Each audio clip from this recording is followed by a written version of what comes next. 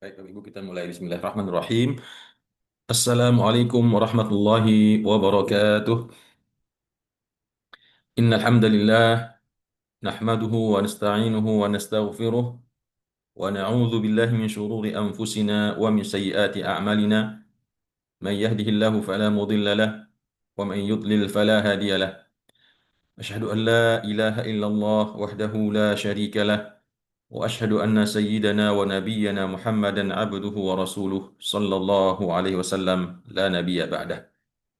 Amma ba'd, Bapak dan Ibu, ikhwan dan akhwat, saudara-saudari sekalian, peserta tadabbur Al-Quran yang dimuliakan Allah, segala puji dan syukur kita panjatkan kepada Allah Subhanahu wa taala yang tiada putus-putusnya melimpahkan rahmat, nikmat dan karunia kepada kita, khususnya pada pagi hari yang berbahagia ini. Allah kembali izinkan kita untuk bersama-sama hadir dalam majlis tadabbur Al-Quran yang penuh dengan keberkahan ini. Semoga Bapak Ibu semua, ikhwan dan akhwat, saudara-saudari sekalian senantiasa dalam keadaan sehat walafiat. Salawat beserta salam kita doakan untuk baginda Rasulullah Nabi Muhammad sallallahu alaihi wasallam, untuk keluarganya, ahlul baitnya, para sahabatnya radhiyallahu anhum ajma'in, dan juga untuk seluruh umatnya yang mengikuti sunnahnya ila yaumil qiyamah. Amin. Bapak dan Ibu yang dirahmati Allah, pagi ini kita akan lanjutkan tadabbur Al-Quran, memasuki pembahasan surat Al-Kahfi ayat 5 sampai ayat 15. Insya Allah yang telah mendengarkan juga Allah balas dengan pahala yang sama dengan yang bacanya. Baik Bapak dan Ibu, kita kembali ke awal halaman surat Al-Kahfi ayat 5 insya Allah. Namun sebelumnya mari kita lihat kembali di awal surat Al-Kahfi yang sudah kita tadaburi di pekan yang lalu. A'udzu billahi minasyaitonir rajim. Bismillahirrahmanirrahim. Di awal surah Al-Kahfi ayat pertama, Allah Subhanahu wa taala menjelaskan alhamdulillahilladzi anzala ala abdihi al-kitaba wa lam yaj'al lahu iwaja. Segala puji bagi Allah. Segala macam bentuk pujian hanyalah milik Allah dan tiada yang berhak dipuji dengan pujian yang sebenar-benarnya pujian melainkan Allah Subhanahu wa taala. Yaitu Allah yang telah menurunkan kepada hambanya, yaitu Nabi Muhammad sallallahu alaihi wasallam, Al-Kitaba, Alkitab itu Al-Quranul Karim. Segala puji bagi Allah yang telah menurunkan untuk hambanya Alkitab, yaitu Al-Quranul Karim. Walam yaj'al lahu iwaja. Dan Allah tidak menjadikan Al-Quran itu dalam keadaan bengkok, dalam keadaan rancu, dalam keadaan kontradiktif, dalam keadaan eh, isinya serampangan. Ya. Akan tetapi, qayyiman. Akan tetapi Al-Quran itu diturunkan dalam keadaan qayyiman. Melainkan Al-Quran itu lurus, tidak bengkok, serasi, harmoni, tidak bertolak belakang antara satu dengan yang lain. Bahkan ayat-ayat yang terdapat padanya saling menguatkan, menjelaskan akan ayat-ayat yang lain. Liyunzira ba'san syadidan min ladunhu. Maka Allah turunkan Al-Quran itu tadi kepada nabinya Nabi Muhammad SAW dalam keadaan lurus, tidak bengkok, tidak rancu. Tujuannya adalah untuk supaya nabinya tersebut liyunzira ba'san syadida, untuk memperingatkan akan adanya siksaan yang teramat sangat keras min ladunhu, dari sisinya nanti, ya, di yaumil qiyamah, ya, baik di dunia juga kepada orang-orang yang ingkar, terutama kepada kaum-kaum terdahulu yang langsung dibinasakan oleh Allah di dunia karena keingkaran dan kekufurannya, terutamanya nanti di akhirat, ya, di akhirat yaitu di neraka, neraka jahanam. Wa yubasyiral mu'minina, dan tetapi juga di samping memberikan peringatan, ya, akan adanya azab siksaan yang sangat pedih, yang sangat dahsyat dari Allah Subhanahu wa taala, tetapi juga memberikan berita gembira. Wa yubasyiral mu'minin, memberikan berita gembira kepada orang-orang yang beriman.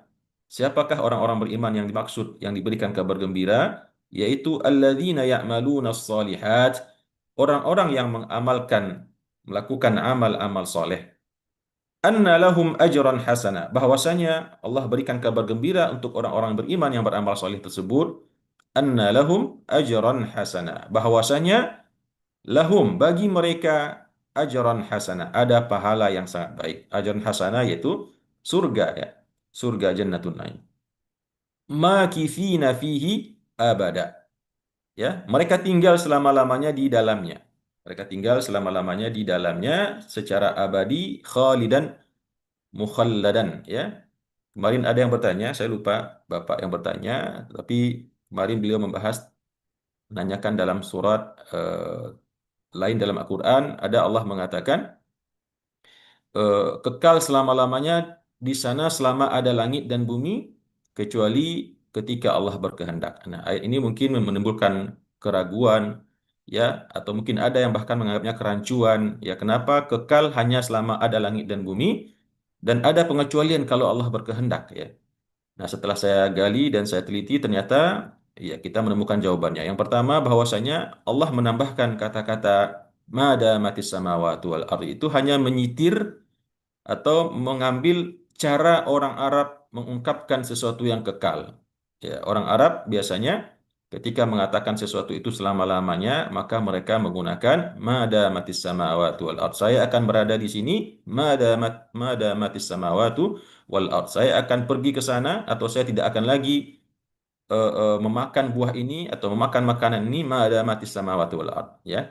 Nah, itu hanya ungkapan yang biasa digunakan oleh orang Arab yang dipakai kembali oleh Allah, ya, yang dipakai juga oleh Allah untuk mengungkapkan sesuatu yang kekal abadi selama-lamanya. Lalu kalimat illa masya Allah, oleh ulama tafsir dijelaskan bahwasanya ada orang-orang yang tadinya disebut dalam Al-Quran di ayat tersebut orang-orang yang sengsara, tetapi dia tidaklah kekal di dalamnya, ya, karena apa? Karena Allah punya kehendak, mungkin dia orang beriman dulu di dunia, orang Islam, orang mukmin, tetapi lakukan banyak maksiat, maka dia termasuk orang-orang yang dikecualikan, ya. Orang-orang yang memang dia termasuk kategori orang yang sengsara, masuk dalam neraka jahanam, disiksa sekian lama, lalu dia masuk ke dalam kalimat illa masya Allah, kecuali yang Allah izinkan, yang Allah kehendaki, yaitu orang-orang yang dulu punya keimanan dalam hatinya, setelah dia dibakar sekian lama, lalu dimasukkan oleh Allah ke dalam surganya. Jadi demikian cara kita memahami, sehingga ya kembali kepada yang tadi kita sampaikan, Al-Quran ini betul-betul tidaklah bengkok, tidaklah ada kerancuan padanya, melainkan Al-Quran itu lurus, ya, harmonis, serasi, saling menjelaskan satu sama lain. Kemudian wa yunzirul ladzina qalu ittakhadallahu walada. Wa yunzirul ladzina qalu ittakhadallahu walada. Di samping tadi Allah menurunkan Al-Quran kepada nabinya untuk memberikan peringatan akan adanya siksaan yang pedih, yang sangat keras, dan juga untuk memberikan kabar gembira kepada orang yang beriman, yang beramal soleh, bahwasanya bagi mereka ada ajran hasana, yaitu surga yang mereka kekal selama-lamanya di dalamnya. Maka kemudian fungsi yang ketiga Allah sebutkan di sini, wa yunzirul ladzina qalu ittakhadallahu walada, dan untuk mengingatkan, untuk memberikan peringatan, ya, mengingatkan alladzina qalu, orang-orang yang berkata ittakhadallahu walada, Allah telah mengambil seorang anak. Yang di sini maksudnya adalah orang-orang kafir Quraisy, ya, yang mereka mengatakan Allah telah mengambil malaikat-malaikat sebagai anak perempuan, atau orang-orang Nasrani yang mengatakan Allah memiliki anak. Kemudian di ayat yang kita tadabbur seterusnya pada pagi hari ini, Allah Subhanahu wa taala menjelaskan ma lahum bihi min ilmin wala li abaihim. Terkait dengan tadi orang-orang yang mengatakan bahwasanya Allah itu telah mengambil seorang anak atau Allah punya anak, maka Allah menegaskan di sini ma lahum bihi min ilmin. Tidaklah bagi mereka tersebut, ya, dengan yang mereka sampaikan terkait dengan Allah, min ilmin, berupa pengetahuan. Jadi mereka tidak memiliki pengetahuan sesungguhnya. Wala li abaihim, dan demikian juga tidak bapak-bapak mereka. Kakek buyut mereka juga tidak memiliki pengetahuan ketika mereka mengatakan atau meyakini Allah punya anak. Allah telah mengadopsi anak misalnya. Baik Allah itu punya keturunan anak atau mengadopsi anak, baik dari para malaikat atau manusia. Maka kata Allah, ma lahum bihi min ilmin wala li abaihim. Tidaklah ada bagi mereka bihi, dengannya itu, dengan apa yang mereka sampaikan tersebut, min ilmin, berupa pengetahuan, dan juga tidak ada dimiliki oleh bapak-bapak mereka. Jadi hanya omong kosong, hanya mengada-ada, ya, sesuatu yang mereka ada-adakan dari khayalan mereka sendiri. Kaburat kalimatan, maka alangkah besar atau alangkah jeleknya, alangkah kejinya, kalimatan, kalimat-kalimat, kata-kata, takhruju min afwahihim. Kalimat-kalimat atau kata-kata yang keluar dari mulut mereka ketika mereka mengatakan Tuhan punya anak, Tuhan telah mengambil anak, ya, betapa kejinya, betapa besar atau jeleknya kalimat-kalimat yang keluar dari mulut mereka tersebut. In yaquluna illa kadiba. Tidaklah ada yang mereka katakan tersebut, ya, berupa Allah punya anak, ya, dan seterusnya, illa kadiba, kecuali adalah kedustaan, kebohongan yang nyata. Kemudian di ayat yang berikutnya Allah menjelaskan, fala'allaka bakhi'un nafsaka ala athari. Maka barangkali kamu di sini adalah Nabi Muhammad sallallahu alaihi wasallam. Barangkali kamu wahai Muhammad, ya, bakhi'un nafsaka, akan membunuh dirimu, ala atharihim, atas, ya, berpalingnya mereka, ya, atas ingkarnya mereka, tidak maunya mereka menghiraukan dakwahmu, ya, ala atharihim, atas tindakan-tindakan, perbuatan-perbuatan mereka, berpalingnya mereka dari dakwahmu wahai Muhammad sallallahu alaihi wasallam, illam yu'minu bihadzal hadithi asafa, ya, karena jika mereka tidak beriman dengan hadis keterangan ini, ya, dalam keadaan berduka cita. Maksudnya di sini Bapak dan Ibu, di sini Allah menyebutkan sesungguhnya kepada kita bagaimana harisnya Rasulullah, bagaimana harapnya Rasulullah. Bahkan Allah menggambarkan kamu itu nampak wahai Muhammad seakan-akan mau membunuh diri sekalipun, ya, mau membunuh dirimu sekalipun, menyengsarakan dirimu sekalipun, menghancurkan dirimu sekalipun, selama engkau bisa memastikan, ya, orang-orang yang engkau dakwahi itu beriman kepada Allah Subhanahu wa taala. Ini memberikan gambaran bahwasanya Nabi Muhammad SAW betul-betul, ya, menunaikan risalah dakwah yang Allah perintahkan kepadanya dengan sebaik-baiknya, dengan semaksimal-maksimalnya, sampai-sampai Nabi Muhammad, ya, disebut oleh Allah, nampak seakan-akan engkau mau membunuh dirimu, ya, ala atharihim, atas tindakan mereka, illam yu'minu bihadzal hadithi, jika mereka tidak mau beriman dengan perkataan ini, keterangan ini, yaitu ayat-ayat Allah Subhanahu wa taala, asafa, ya, karena berduka cita. Kenapa Nabi Muhammad bunuh diri? Ya karena beliau berduka cita, ya, sedih sekali yang luar biasa. Sampai-sampai akhirnya daripada hidup, ya, menanggung rasa sesal, rasa marah atau rasa sedih lah, ya, karena umat yang sangat dia cintai, yang sebagian besar adalah keluarganya juga tidak mau beriman, ya, maka lebih baik bunuh diri. Ya, begitulah kira-kira. Tapi faktanya tentu tidak begitu. Ya, Allah hanya ingin menggambarkan kepada kita betapa Rasulullah SAW itu merasa sedih luar biasa, ya, merasa sayang sekali, dan beliau terus memikirkan. Makanya sampai-sampai beliau pun dalam surat yang lain, dalam surat Abasa, dikecam oleh Allah atau ditegur oleh Allah, ya, ditegur lebih tepatnya oleh Allah karena bermuka masam kepada seorang laki-laki buta yang datang baik-baik bertanya, tetapi beliau lagi fokus mendakwahi Abu Jahal, Abu Lahab, ya, Abu Sufyan, petinggi-petinggi kafir Quraisy, sehingga beliau merasa terganggu dan akhirnya menoleh kepada laki-laki buta tersebut dalam keadaan bermuka masam. Ya, ini menandakan betapa Rasulullah menginginkan petinggi-petinggi Quraisy tersebut masuk agama Islam. Karena kalau mereka sudah masuk agama Islam, maka tentu para pengikut-pengikutnya mudah untuk diajak. Kemudian di ayat berikutnya Allah mengatakan, Inna ja'alna ma'alal ardi zinatan laha. Sesungguhnya kami, ja'alna, kami telah menjadikan ma'alal ardi, apa-apa yang ada di atas bumi ini, zinatan laha, semua kekayaan alam, semua keindahan dunia, semua, ya, berbagai macam bentuk kenikmatan, perhiasan, baik dari makanan, ya, minuman, binatang, hewan yang kita nikmati, permata, emas, intan, semua yang ada di bumi ini, zinatan laha, merupakan perhiasan bagi bumi ini, perhiasan bagi manusia, ya, perhiasan bagi bumi yang dapat dinikmati oleh manusia. Lalu apa tujuan Allah menjadikan segala macam bentuk perhiasan, ya, kenikmatan yang ada di dunia berupa tanaman, tumbuhan, ya, sayur mayur? Maka tujuannya adalah linabluwahum ayyuhum ahsanu amala, agar kami bisa menguji mereka ayyuhum ahsanu amala. Siapa di antara mereka yang paling baik amalannya? Sudah disediakan semua kebutuhan, ya. Lain cerita kalau tidak ada yang disediakan, ya mungkin manusia bisa berkilah, kami dulu nggak bisa sholat, kami dulu nggak bisa puasa, kami dulu nggak bisa bersedekah, karena memang nggak punya apa-apa. Karena tidak ada yang bisa kami gunakan untuk katakanlah bertahan hidup, sehingga kami harus menghabiskan waktu mencari rezeki. Tetapi tidak, Allah Subhanahu wa taala telah sediakan semua yang menjadi kebutuhan manusia di muka bumi ini. Ya, maka tujuannya adalah linabluwahum ayyuhum ahsanu amala, agar kami bisa menguji mereka. Linabluwahum, agar kami uji mereka ayyuhum ahsanu amala. Siapa di antara mereka yang paling baik amalannya?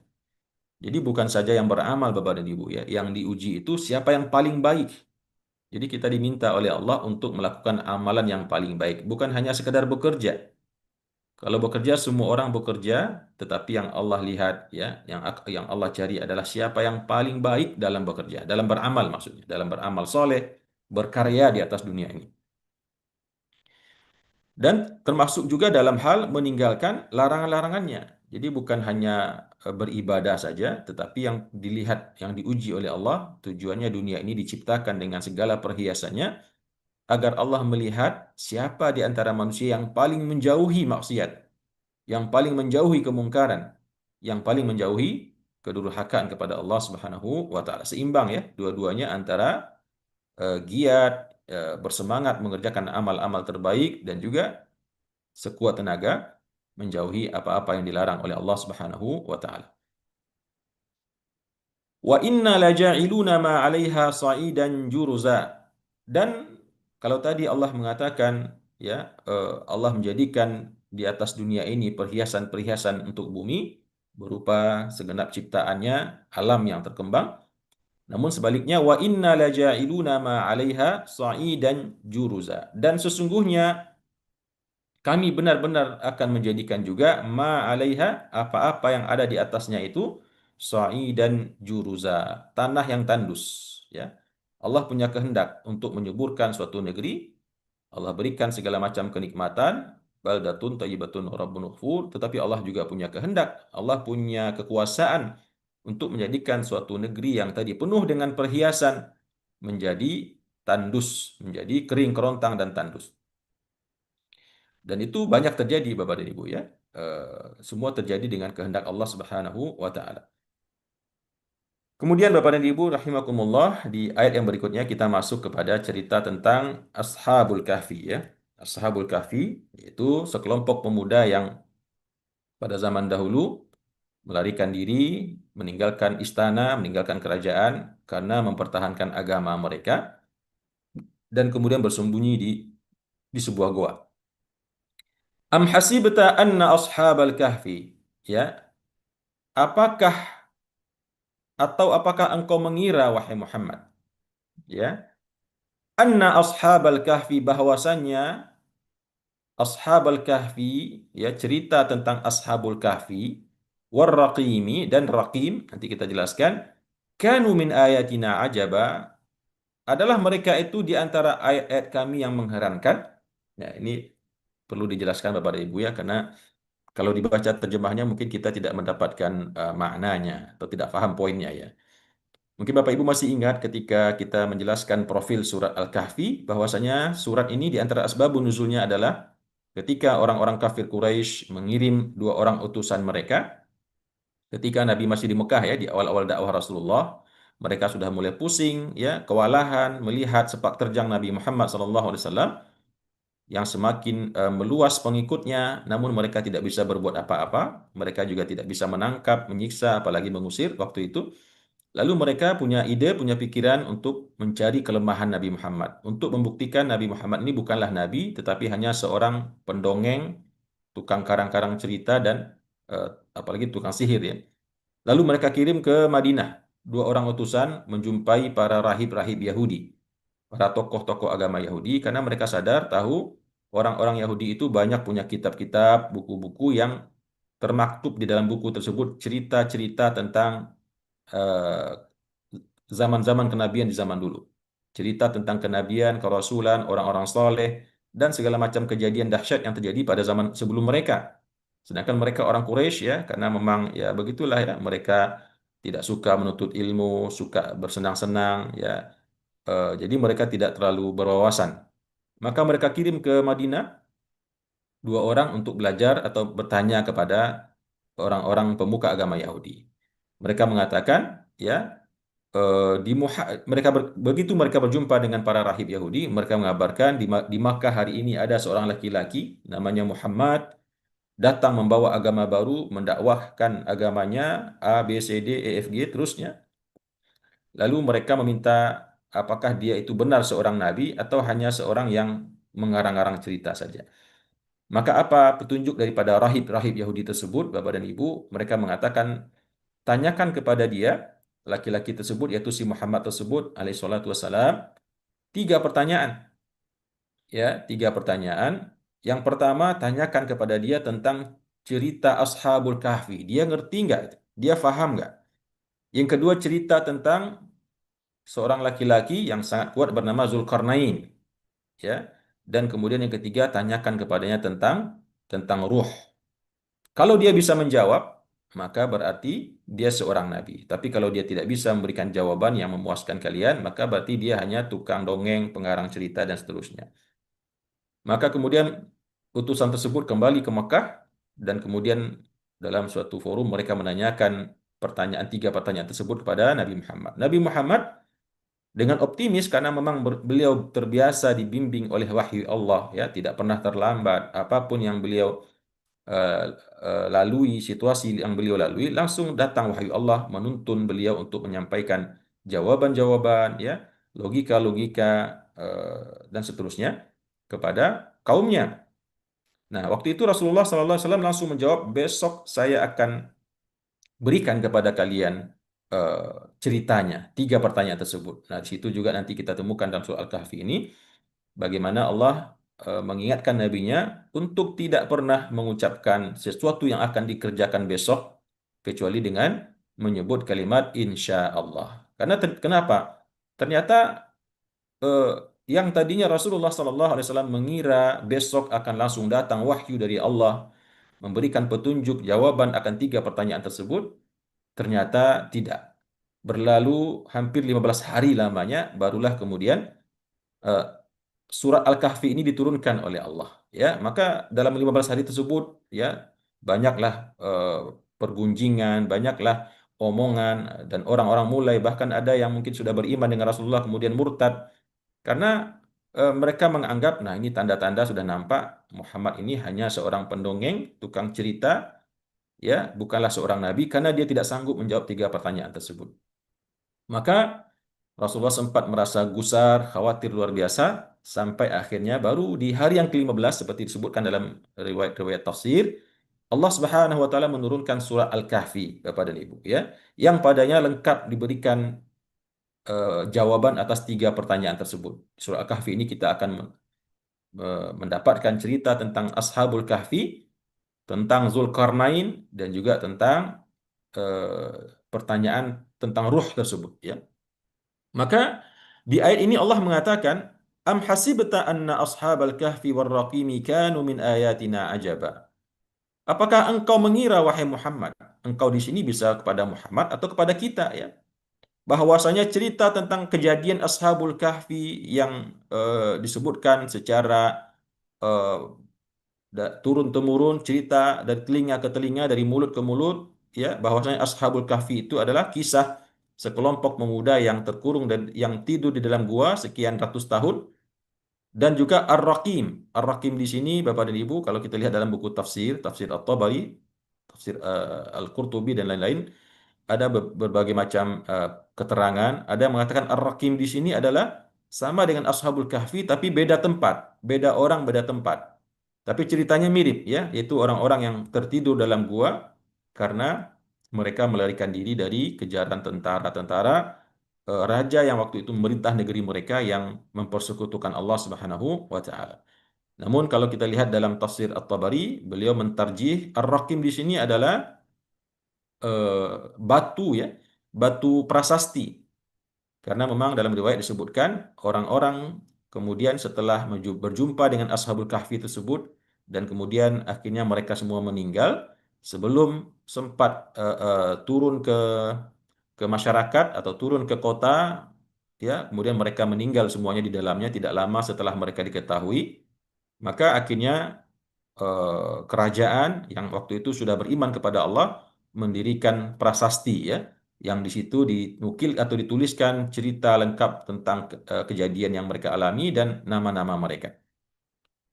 Maka Allah mengatakan di sini, apakah engkau menganggap cerita tentang Ashabul Kahfi atau Ar-Rakim itu sesuatu yang menakjubkan, sesuatu di antara ayat-ayat kami yang menakjubkan? Maka Allah ingin mengatakan di sini itu hanya hal kecil, ya.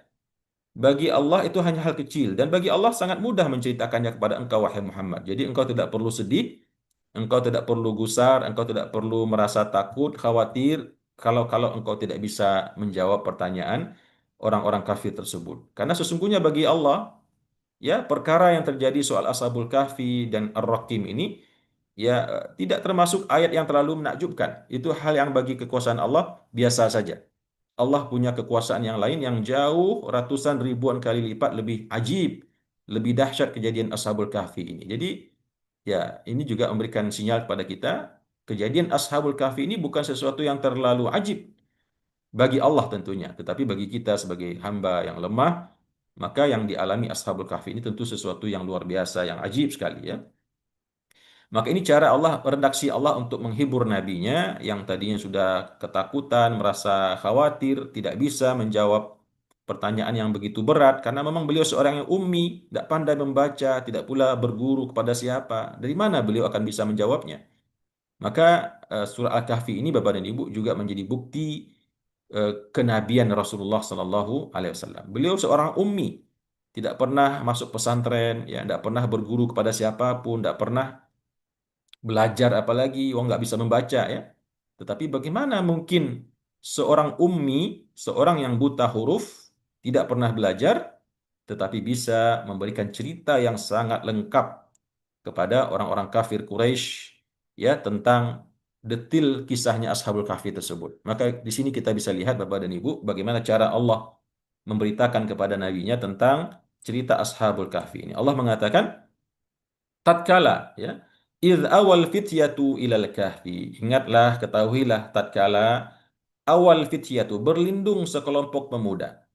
Ya, tentu ceritanya disingkat Bapak dan Ibu, tidak mungkin diceritakan secara detail, tetapi kita dengan membaca ayat-ayat Allah ini kita bisa membayangkan bagaimana detailnya. Ketika telah berlindung sekelompok pemuda ke dalam gua, ya.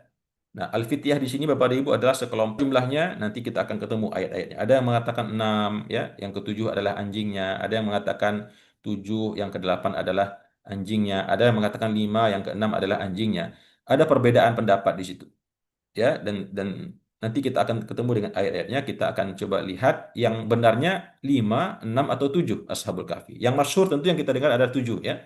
Tetapi semua ada kemungkinan yang nanti kita akan ketemu dengan ayatnya.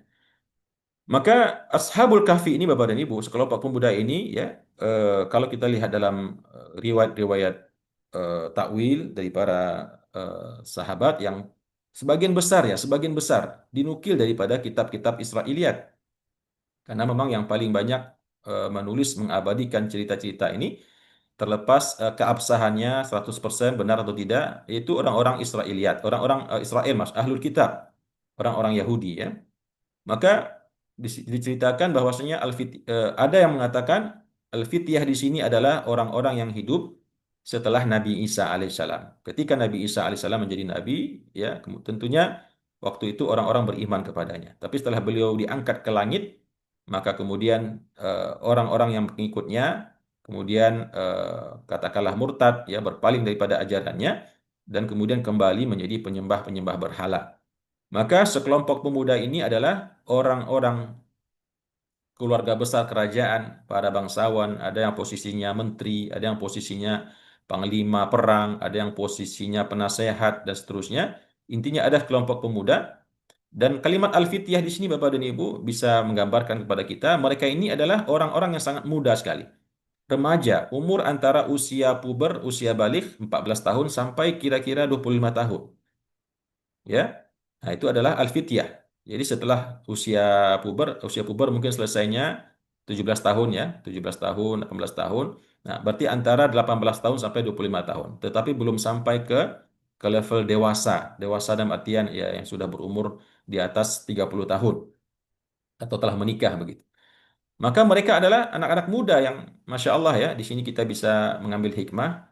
Ternyata ya bukan berarti seseorang yang masih muda baru selesai masa balik ya kemudian tidak dapat menampilkan diri sebagai seorang yang soleh, seorang yang istiqamah, ya tidak. Karena kalau kita lihat Ashabul Kahfi dulu justru adalah anak-anak muda yang masih seharusnya rentan, yang masih labil, yang masih mengikuti hawa nafsunya dan seterusnya.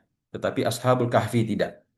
Makanya memang anak-anak kita itu perlu kita kawal, kita perhatikan sejak kecil ya, utamanya setelah dia balik, begitu dia masuk usia balik, maka kita harus pastikan dia tumbuh menjadi seorang anak yang eh, memegang teguh dan menjalankan prinsip-prinsip kehidupan Islami.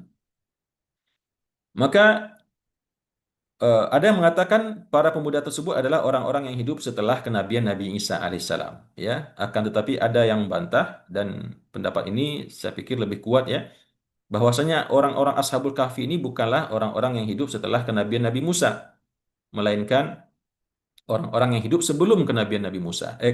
Maaf, sebelum kenabian Nabi Isa. Karena cerita mereka banyak dinukil oleh orang-orang Yahudi ya. Orang-orang Yahudi ya tabiat mereka tidak senang kepada Nabi Isa, tabiat mereka tidak senang kepada agama Nasrani. Maka eh, cerita mereka ini dituliskan oleh orang-orang Yahudi sebelum datangnya Nabi Isa. Wallahu alam ini mungkin tidak terlalu penting ya untuk kita perdebatkan apakah mereka ini hidup setelah Nabi Isa atau mungkin sebelum Nabi Isa. Yang penting poinnya adalah mereka sekelompok pemuda yang hidup di tengah-tengah kaum yang menyembah berhala, kaum yang rusak, kaum yang penuh maksiat, kaum yang telah durhaka kepada Allah Subhanahu wa taala. Namun mereka karena masih eh, mendapatkan hidayah, masih berpegang teguh dengan agama tauhid. Jadi mereka adalah sisa-sisa manusia di era atau di zaman mereka tersebut yang masih berpegang teguh kepada agama tauhid. Mungkin agamanya Nabi Musa atau mungkin agamanya Nabi yang lain. Yang jelas mereka beriman di atas iman tauhid, iman Islam tentunya. Sementara kerajaan tempat mereka bekerja, ya, negeri tempat mereka tinggal, semuanya telah menjadi negeri yang musyrik termasuk rajanya. Maka suatu hari ketika mereka sedang berkumpul di istana, kemudian raja mengadakan pesta pora dan melakukan ritual-ritual yang bersifat kesyirikan, maka di antara sekian banyak eh, orang yang berkumpul di istana tersebut yang semuanya adalah bangsawan, para pejabat tinggi, maka terlihat satu persatu ada yang keluar ya. Yang mereka sebetulnya juga tidak saling mengenal tadinya. Mereka juga tidak saling mengetahui, oh ini ternyata teman kita sama-sama orang mukmin sejati atau mukmin yang benar akidahnya. Tidak, mereka juga selama itu saling menyembunyikan Bapak dan Ibu ya. Tadinya mereka juga tidak tahu, begitu disebutkan dalam riwayat. Lalu mereka menjadi tahu kapan ternyata ada orang-orang yang sejenis dengan mereka yang bertahan dalam akidah tauhid setelah mereka kemudian berjumpa ya di sebuah tempat yang ada pohon yang rindang di situ, satu persatu keluar dari acara istana dan kemudian satu persatu berkumpul di bawah pohon tersebut dan mereka saling bercakap-cakap. Ternyata di situ ditemukan mereka adalah orang-orang yang sama, orang-orang yang meninggalkan acara dalam istana karena muak dengan segala bentuk kemusyrikan, kedurhakaan yang dilakukan oleh raja dan para para pembantunya. Maka kemudian itulah mereka yang menjadi kemudian Ashabul Kahfi dan sepakat untuk menyelamatkan diri karena akhirnya mereka pun dikejar ya.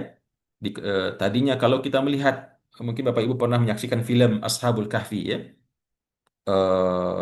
Memang film ini terbitan dari negara Iran ya, Syiah, tetapi kalau saya amati filmnya dan sudah diterjemahkan ke bahasa Indonesia, bisa Bapak Ibu lihat di YouTube, film yang sangat luar biasa sekali, cukup panjang ya, kalau disaksikan continue mungkin sampai 5 jam.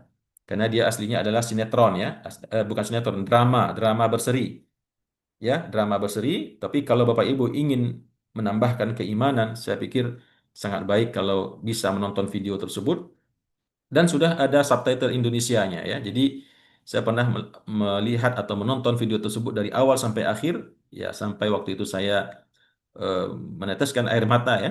Eh, karena yang terbayang dalam video tersebut barangkali mungkin kita akan mengalami hal yang serupa. Suatu saat mungkin kita, anak kita, zaman semakin rusak ya. Sekarang mungkin alhamdulillah kita hidup di negeri yang Islam dibebaskan sedemikian rupa ya, tidak ada penindasan, tidak ada intimidasi. Tetapi mungkin barangkali suatu saat, nauzubillah, dan itu bisa terjadi, akan sampai kepada suatu masa di mana orang untuk mengatakan Tuhannya Allah saja tidak bisa. Ya, boro-boro harus bisa sholat, bisa pergi haji, bisa pengajian di masjid, untuk mengatakan Tuhannya Allah saja dia tidak bisa. Dan itu sekarang terdapat di muka bumi ini seperti di Uighur ya, di Cina, di India, yang mereka untuk berpuasa pun tidak bisa ya. Ketika diinterogasi siapa Tuhannya, mereka tidak bisa mengatakan Allah. Bahkan di negeri Islam sendiri, seperti yang kita lihat di video-video yang beredar, waktu terjadi fitnah pertempuran di Suriah, banyak masyarakat mereka yang dipaksa untuk merubah syahadatnya dari la ilaha illallah menjadi la ilaha illa bashar. Akan tetapi mereka ya, mereka tinggalkan keluarganya, mereka tinggalkan istrinya, anak-anaknya, jabatannya bahkan hanya demi untuk mempertahankan akidahnya. Mereka lari bersembunyi di dalam gua dan kemudian mereka tertidur di sana, dan yang menyentuh sekali adalah bagaimana rasa ukhuwah di antara mereka. Padahal yang menyatukan mereka adalah suatu keyakinan saja, ya. Bukan suatu manfaat dunia tetapi hanya keyakinan bahwasanya Tuhan yang patut disembah hanyalah Allah Subhanahu wa taala, dan itulah yang menyatukan mereka.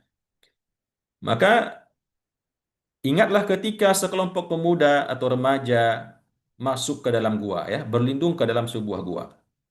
Faqalu Rabbana, lalu mereka berkata, Rabbana atina min ladunka rahmah. Ya Allah ya Tuhan kami, berilah kami dari sisimu rahmat, kasih sayang, keselamatan. Jangan engkau binasakan kami dalam keadaan tersesat, ya Allah. Selamatkan kami dengan akidah kami. Wahayyi lana min amrina rasyada. Dan sempurnakanlah, sediakanlah untuk kami dari urusan kami ini rasyada, petunjuk yang lurus. Ini doa yang bagus kita hafal Bapak Ibu ya. Rabbana atina min ladunka rahmah wahayyi lana min amrina rasyada. Ya Allah, berikanlah untuk kami dari sisimu rahmat ya, pertolongan, keselamatan, perlindungan. Wahai lana min amrina rasyada, dan sempurnakanlah untuk kami urusan kami ini dengan sebuah petunjuk yang lurus.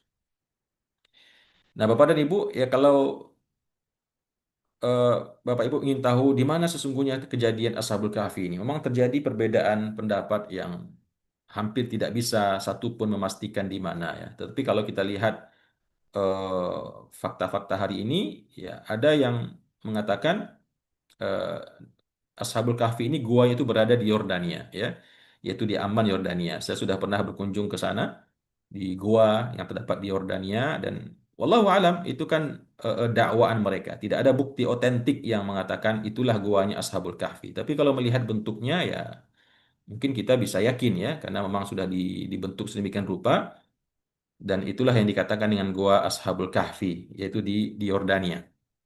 Mudah-mudahan nanti kalau ada Bapak Ibu kesempatan, rezeki juga bisa ke sana ya. Hanya sekedar untuk napak tilas cerita yang ada dalam Al-Quran. Dan tidak pula disunahkan sesungguhnya ya untuk bersusah payah ke sana. Maka Allah menyatakan di sini, ketika para pemuda tersebut masuk ke dalam gua mencari perlindungan, singkat cerita mereka tidur di sana, istirahat di sana, kemudian tertidur karena sudah lelah berjalan cukup jauh ya dalam keadaan ketakutan, tanpa membawa perbekalan yang cukup.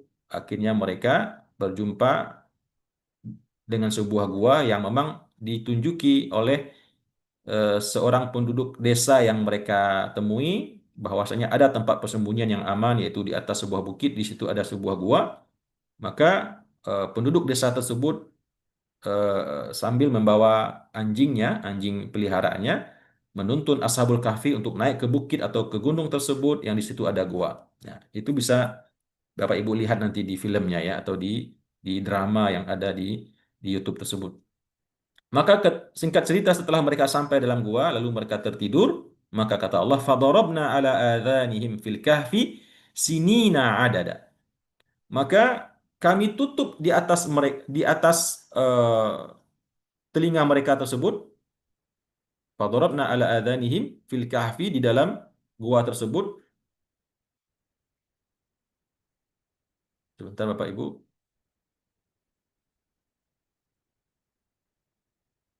Fadarabna ala adhanihim fil kahfi sinina, nah, sinina ada. Maka kami tutup di atas telinga mereka di dalam gua tersebut, ya tentunya mereka tidur ya.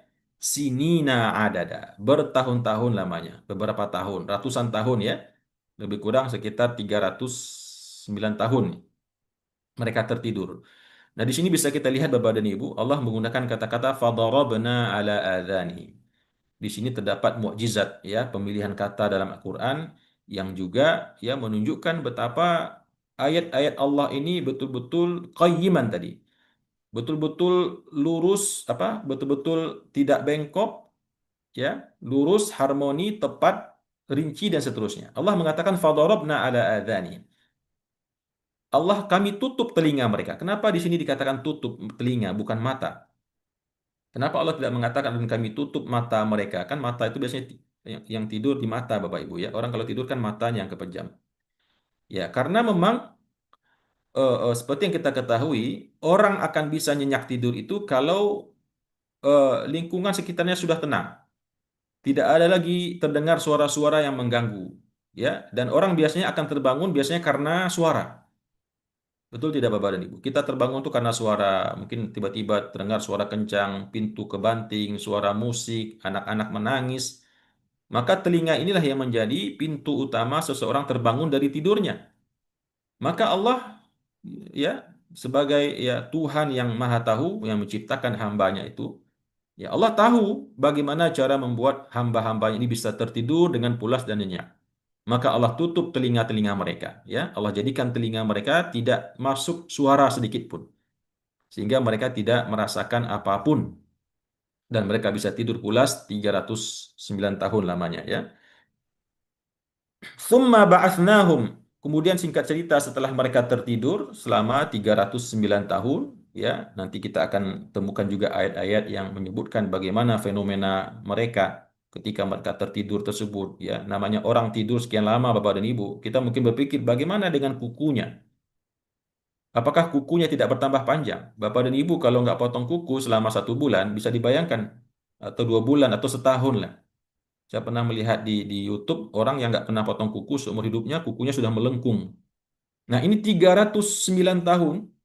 Bagaimana bentuk kukunya, bagaimana panjang rambutnya, ya, seperti apa keadaannya.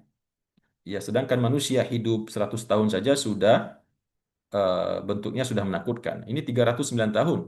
Dan apakah bagian tubuhnya tersebut tidak akan mengalami penyusutan, ya, mungkin pinggulnya atau punggungnya akan memar dan lain sebagainya. Tetapi Allah punya kuasa. Nanti bisa kita temukan di ayat-ayat berikutnya, ya. Thumma ba'athnahum lina'lama ayyul hizbaini ahsa lima labithu amada. Kemudian kami bangkitkan mereka. Ba'athnahum. Nah, di sini Allah katakan kata-kata bangkit karena memang orang yang tidur itu juga identik dengan kematian. Orang ketika dia tidur, sesungguhnya arwahnya juga keluar dari tubuhnya, berjumpa dia dengan alamul arwah. Pergi dia ke alamul arwah, kemudian ketika sampai waktunya Allah kembalikan kembali arwahnya tersebut ke dalam tubuhnya.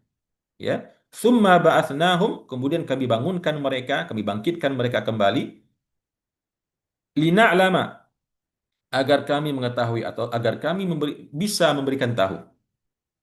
Bukan kami tahu ya, karena Allah pun tahu aslinya. Bukan Allah yang ingin tahu, tidak. Lina alama, agar kami mengetahui atau agar kami bisa memberitahukan ayyul hizbaini, manakah di antara dua golongan yang berdebat, ya, ahsa lima labithu amada, yang paling tepat hitungannya terhadap berapa lama mereka tinggal di dalam gua tersebut. Jadi setelah singkat cerita ya Bapak Ibu ya, setelah mereka tidur sekian lama, maka orang-orang berbeda pendapat ya. tentang berapa lama Ashabul Kahfi telah tidur, ya, maka maksudnya bukan begitu.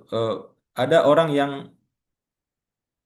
menganggap tidak tahu mereka telah tidur berapa lama. Tapi kalau mereka lihat keadaan tubuhnya sudah menunjukkan mereka tidur lama begitu, ya, ditunggu mungkin setahun nggak bangun, 2 tahun nggak bangun, akhirnya ada yang waktu itu dalam kitab Tafsir At-Tabari diceritakan yang begitu mengetahui mereka adalah orang-orang pelarian dan ketemu oleh kerajaan, akhirnya mereka dikubur di sana. Dikubur di sana, di atas goa tersebut, namun dengan izin Allah, Allah bangkitkan mereka, Allah bangunkan mereka, supaya orang-orang tahu berapa lama mereka telah tidur. Ya, karena kalau tidak dibangkitkan oleh Allah, dia hanya akan jadi cerita biasa saja. Cerita tentang orang-orang yang melarikan diri dari kerajaan, karena mempertahankan akidahnya, lalu tertidur di gua dan akhirnya ditimbun di sana sekalian, dikubur di sana. Namun dengan Allah bangkitkan mereka, summa ba'athnahum. Setelah mereka tertimbun di sana tidur selama 309 tahun lamanya, Allah bangkitkan mereka supaya orang-orang mengetahui berapa lama mereka telah tidur. Karena hanya mereka yang bisa membuktikan berapa lama mereka telah tidur, ya. Orang lain nggak bisa. Nah, bagaimana cara mereka membuktikan mereka telah tidur sekian tahun? Ya, nanti kita akan ketemu ceritanya, ya. Nahnu naqussu 'alaika naba'ahum bil haqq. Kami, wahai Muhammad, naqussu 'alaika naba'ahum bil haqq. Kami di sini menceritakan kepada engkau, wahai Muhammad, berita tentang mereka dengan benar. Ya, berita yang benar, berita yang hak, yang tidaklah berita yang palsu, bukan berita yang dikarang-karang, tetapi ini adalah cerita yang benar yang kami ceritakan kepada engkau, wahai Muhammad, yang tentunya engkau nanti akan ceritakan pula kepada orang-orang kafir Quraisy yang telah menunggu-nunggu ceritamu. Innahum fityatun amanu bi rabbihim. Sesungguhnya mereka, ya, mereka itu adalah Ashabul Kahfi, itu adalah fityatun amanu bi rabbihim. Sekelompok pemuda, bukan pemuda dalam artian orang tua, ya. Remaja-remaja, Masya Allah, ya, yang baru tamat SMA sampai semester 6 kuliah lah. Atau mungkin antara tamat SMA dengan baru selesai S2. Masih muda belia, belum menikah bahkan. Ya, umur-umur segitu. Tapi kalau di film yang dibuat oleh Iran tersebut, mereka digambarkan orang-orang yang sudah berkeluarga, Bapak Ibu, ya. Tapi belum sampai ke dalam umur laki-laki matang begitu, di atas 30 tahun. Sesungguhnya mereka adalah remaja yang telah beriman dengan Tuhannya, yang mempertahankan keimanan mereka, ya, rela meninggalkan istana, posisi mereka, keluarga mereka, negeri mereka, untuk hanya sekedar mempertahankan Tuhan mereka adalah Allah, ya, bukan para berhala-berhala yang disembah oleh kaumnya. Wazidnahum huda, dan kemudian kami tambahkan kepada mereka petunjuk. Ya, Allah tambahkan kepada mereka petunjuk, ya, setelah mereka nanti terbangun dari tidurnya 309 tahun. Di situ mereka akan semakin yakin dengan eh, keyakinan yang mereka pegang teguh, ya. Kalau tidak, bagaimana mungkin mereka bisa tidur 309 tahun kemudian terbangun kembali dengan usia yang masih sama dengan ketika mereka baru mulai tidur, ya. Bahkan dalam film Iran tersebut, Bapak dan Ibu, kita melihat ketika nanti em, ada di antara mereka yang turun ke kota, dan kemudian kaget tentunya, ya, melihat perubahan kota yang luar biasa. Namun dia berusaha mencari di mana posisi rumahnya dan akhirnya ketemu. Dan kemudian ketika diketuk pintu rumah dan dia menemukan seorang wanita membuka pintu yang sangat mirip dengan istrinya. Dan begitu dia ingin memeluk, maka tentu wanita tersebut menolak, ya, karena dia tidak kenal dengan siapa yang datang ini. Namun setelah diberikan penjelasan, dia diizinkan masuk dan di dalam berjumpa dengan seorang laki-laki yang sudah sangat tua, ya, rambutnya, jenggotnya, kepalanya sudah botak, rambutnya dan jenggotnya sudah berubah putih semua, ya, berumur sekitar 90 tahunan lebih, ya. Yang ternyata itu adalah cucunya yang kesekian, atau cicitnya, atau bukan lagi cicit, ya, anak daripada cicit, ya, generasi sekian sebelumnya, yang menjadi cucunya. Padahal dia sendiri sebagai buyut masih muda belia, ya. Dan akhirnya setelah dia bercerita dan dia bisa menunjukkan bukti kebenaran ceritanya, bahwasanya di balik pintu rahasia dia simpan lukisan istrinya, dan kemudian dia masuk ke dalam pintu rahasia tersebut. Dia tahu karena itu dulu memang rumahnya, ya, 309 tahun yang lalu. Dan dia temukan lukisan tersebut dan dia bawa ke dalam ruang di tengah rumah dan dia lihatkan kepada wanita tersebut, ternyata benar istrinya dulu sangat mirip dengan wanita tersebut yang adalah generasinya sekian. Di situ mereka kemudian berpelukan, menangis, ya. Sang laki-laki tersebut sujud, ya, karena dia tidak percaya dengan apa yang terjadi. Dia ternyata telah tidur selama 309 tahun dan ketika kembali dia menemui bukan lagi istrinya, bukan lagi anaknya, tetapi generasi yang kesekian daripada cicitnya begitu. Maka itu nanti kita ketemu ya Bapak Ibu ya. Maka mereka telah ditambahkan hidayah oleh Allah karena mereka tadi mempertahankan iman ya. Maka di sini para ulama mengambilkan kesimpulan bahwasanya iman tersebut bisa bertambah dan bisa pula berkurang. Dia bisa bertambah dengan menyaksikan ya bukti-bukti kekuasaan Allah, bertambah dengan ketaatan, bertambah dengan kesolehan dan sebaliknya berkurang pula dengan banyaknya nikmat yang didapat tapi tidak disyukuri, semakin banyak maksiat dosa yang terkerjakan, maka hidayah tersebut juga bisa berkurang. Kemudian di ayat yang selanjutnya Allah mengatakan warabatna ala qulubihim idz qamu. Warabatna ala qulubihim idz qamu dan kami telah meneguhkan atas hati-hati mereka ketika mereka bangkit. Ya. Nah, bangkit di sini ada dua versi Bapak dan Ibu. Allah meneguhkan hati mereka, Allah ikat hati mereka dengan dalam keadaan teguh ya di atas hati-hati mereka idz qamu ketika mereka berdiri, ketika mereka bangkit. Nah, ada dua perbedaan pendapat di sini. Ada yang mengatakan bangkit ketika mereka terbangun dari tidurnya. Namun ada yang mengatakan bangkit ketika mereka bangkit dari tempat duduk mereka ketika mereka sedang duduk di dalam istana menyaksikan pesta-pesta kesyirikan ya, ritual-ritual kesyirikan kemungkaran yang dilakukan oleh raja dan para pengikutnya, para pembantunya. Di situ mereka berdiri. Kemudian mereka berjumpa di luar di sebuah batang pohon, lalu kemudian mereka saling bercerita. Di situ baru ketahuan ternyata mereka adalah orang yang satu frekuensi yang sama, sama-sama beriman kepada Allah, agama tauhid dan anti kepada kemusyrikan. Lalu di situ mereka berkata, faqalu rabbuna rabbus samawati wal ard. Mereka berkata, Tuhan kita yang sesungguhnya adalah Tuhan langit, semua langit yang ada di atas dan juga Tuhan bumi ini. Ya, ini Tuhan kita, bukanlah berhala-berhala yang mereka sembah di dalam sana. Ya, lan nad'uwa min dunihi ilah. Kita tidak akan pernah menyeru selain daripadanya seorang Tuhan. Artinya kita tidak akan pernah menyembah selain daripada Allah itu adalah sebagai Tuhan. Laqad qulna idzan syatata. Kalau itu kami lakukan, maka sesungguhnya kami telah mengatakan jika demikian sesuatu yang jauh dari kebenaran. Jadi ya saya lebih cenderung mengatakan ayat ini yang dimaksudnya adalah sebelum mereka pergi ke goa ya. Begitu mereka keluar dari istana, mereka bangkit, lalu mereka bertemu, berjumpa, saling berbicara, kemudian mereka sepakat ya mengatakan Tuhan kita bukanlah mereka, bukanlah para berhala tersebut, tapi Tuhan kita adalah Tuhan semesta alam, Tuhannya langit dan bumi, dan kita tidak akan mungkin menyeru Tuhan selainnya. Kalau seandainya itu yang kita katakan, ya ada Tuhan selain Allah, maka berarti kita telah mengatakan sesuatu yang jauh dari kebenaran. Kemudian di ayat yang berikutnya, haula'i qaumuna ittakhadhu min dunihi alihah. Ya, haula'i qaumuna ittakhadhu min dunihi alihah. Mereka itu ya adalah kaum kami. Nah, di sini bisa juga diartikan setelah mereka bangkit dari tidurnya ya, di mana mereka mengatakan bahwasanya ketika mereka terbangun dari tidurnya, kemudian mereka dengan serempak mengatakan Tuhan kami adalah Allah, ya. Dan haula'i qaumuna dan mereka-mereka itu, mereka menunjuk ke arah negeri asal mereka. Haula'i qaumuna, mereka-mereka itu adalah kaum kami. Jadi mereka tetap mengakui itu adalah kaum mereka, keluarga mereka. Ittakhadhu min dunihi alihah. Mereka telah menjadikan atau telah mengambil dari selain Allah itu sebagai Tuhan-Tuhan. Ya, ini berita yang mereka sampaikan bahwasanya kaumnya itu adalah penyembah-penyembah berhala. Laula ya'tuna alaihim bisultanin bayyin.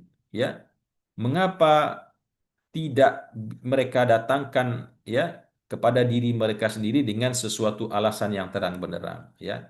Artinya kenapa mereka tidak bisa mendatangkan bukti hujah kepada diri mereka tentang kebenaran Tuhan-Tuhan yang mereka sembah tersebut. Kenapa mereka hanya dengan kebodohan kemudian menyembah patung, menyembah berhala?